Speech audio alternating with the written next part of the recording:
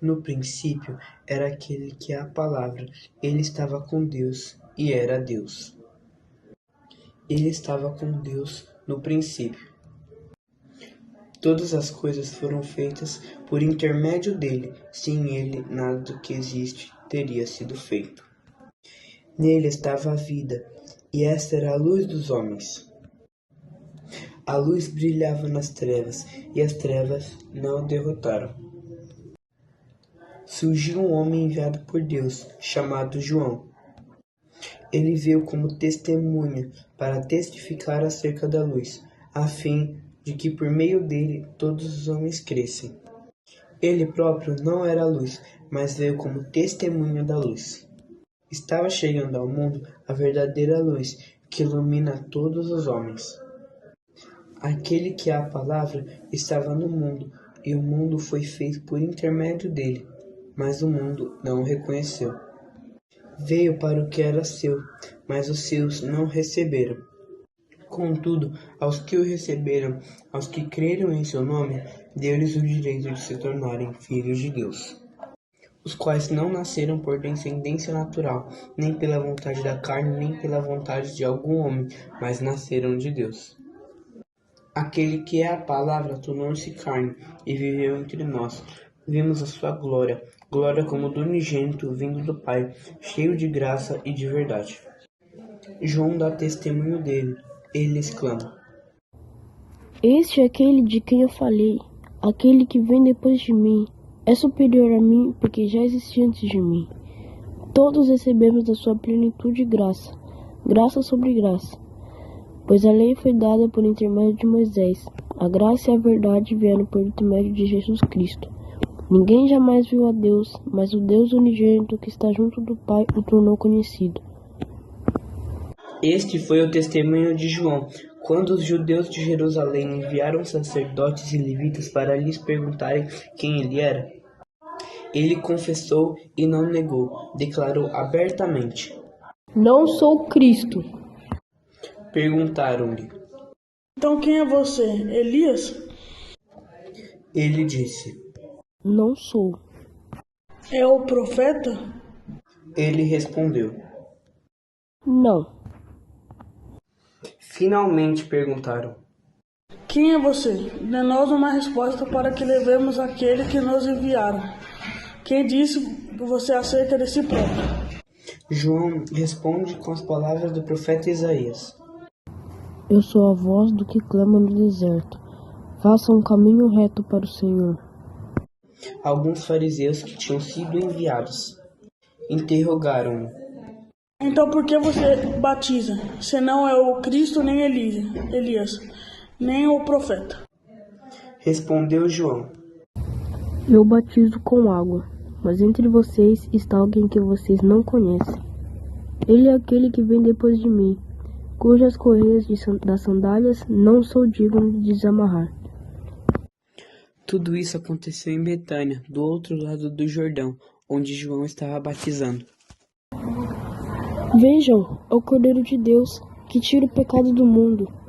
Este é aquele a quem eu me referi, quando disse: Vem depois de mim um homem que é superior a mim, porque já existia antes de mim. O mesmo eu não conhecia, mas por isso é que vim batizando com água, para que ele viesse a ser levado a Israel. Então João deu o seguinte testemunho. No dia seguinte, João estava ali novamente com 2 de seus discípulos. Quando viu Jesus passando, disse: Vejam, é o Cordeiro de Deus. Rabi,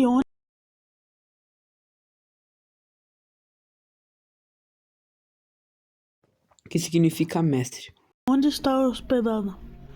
Respondeu ele. Então foram por volta das 4 horas da tarde, viram onde ele estava hospedado e passaram com ele aquele dia.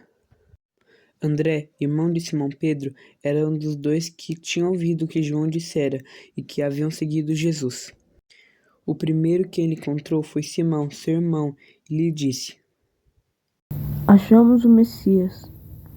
Isto é o Cristo. E o levou a Jesus. Jesus olhou para ele e disse: Você é Simeão, filho de João, será chamado de Cefas, que traduzido é Pedro. No dia seguinte, Jesus decidiu partir para a Galiléia. Quando encontrou Felipe, disse-lhe: siga. Felipe, como André e Pedro, eram da cidade de Betsaida. Felipe encontrou Natanael e lhe disse: Achamos aquele sobre quem Moisés escreveu na lei, e a respeito de quem escreveram os profetas. Perguntou Natanael: Nazaré, pode vir alguma coisa boa de lá? Ao ver Natanael se aproximando, disse Jesus: Aí está um verdadeiro israelita, em quem não há falsidade. Perguntou Natanael. De onde me conheces? Jesus respondeu: Eu vi quando você estava debaixo da figueira, antes de Felipe o chamar.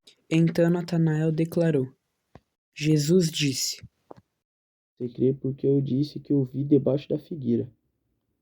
Você verá coisas maiores que essa. E então acrescentou: Digo-lhes a verdade. Vocês verão o céu aberto e os anjos de Deus subindo e descendo sobre o Filho do Homem.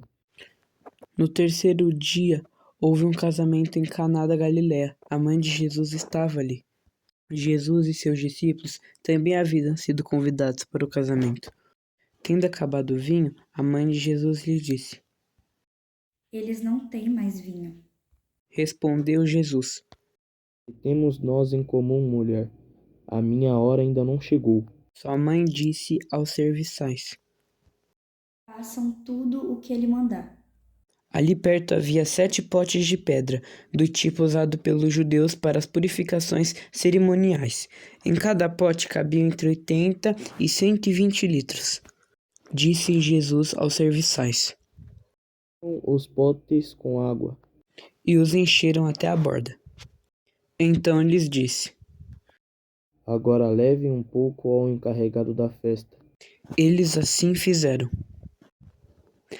E o encarregado da festa provou a água que fora transformada em vinho, sem saber de onde esta viera. Embora soubessem os serviçais que haviam tirado a água, então chamou o noivo e disse: Todos servem primeiro o melhor vinho, e, depois que os convidados já beberam bastante, o vinho inferior é servido, mas você guardou o melhor até agora.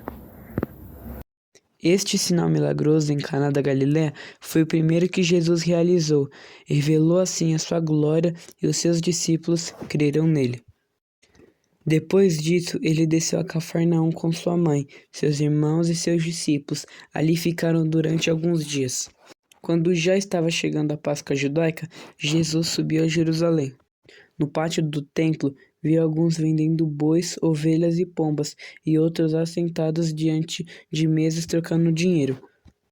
E então ele fez um chicote de cordas e expulsou todos do templo, bem como as ovelhas e os bois. Espalhou as moedas dos cambistas e virou as suas mesas.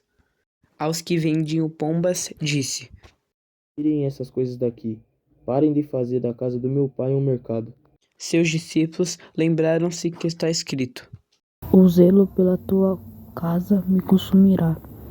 Então os judeus lhes perguntaram: Que sinal miraculoso o Senhor pode mostrar-nos como prova da sua autoridade para fazer tudo isso?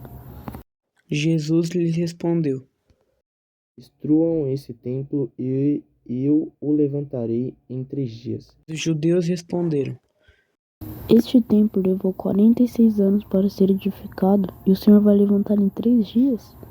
Mas do templo que ele falava era seu corpo.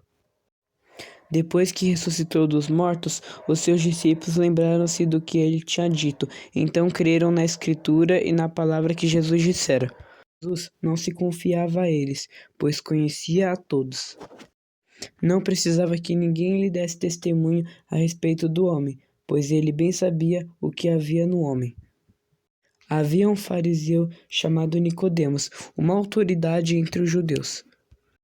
Ele veio a Jesus à noite e disse: Mestre, sabemos que ensinas da parte de Deus, pois ninguém pode realizar os sinais miraculosos que estás fazendo se Deus não estiver com ele. Em resposta, Jesus declarou: Digo-lhe a verdade, ninguém pode ver o reino de Deus se não nascer de novo. Perguntou Nicodemos. Como alguém pode nascer sendo velho? É claro que não pode entrar pela segunda vez no ventre de sua mãe e renascer. Respondeu Jesus.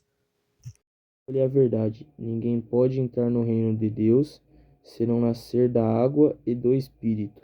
Perguntou Nicodemos. Como pode ser isso? Disse Jesus. É o mestre em Israel e não entende essas coisas? Depois disso, Jesus foi com seus discípulos para a terra da Judéia, onde passou algum tempo com eles e batizava. João também estava batizando em Enô, perto de Salim, onde havia ali muitas águas, e o povo vinha para ser batizado. Isto se deu antes de João ser preso.